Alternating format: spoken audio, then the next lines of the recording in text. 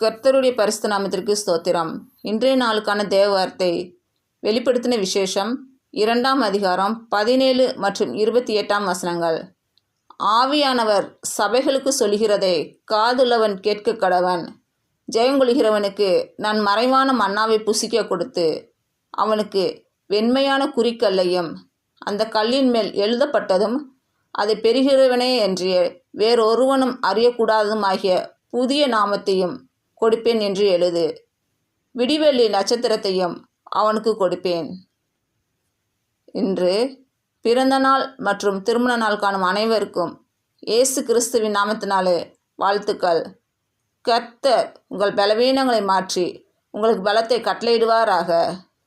கர்த்தர் உங்களையும் உங்கள் பிள்ளைகளையும் உங்கள் பிள்ளைகளின் பிள்ளைகளையும் ஆசீர்வதிப்பாராக. கர்த்தர் உங்களோடு இருந்து உங்கள் பணிகளையும் பயணங்களையும் ஆசீர்வதிப்பாராக. ஆமேன்.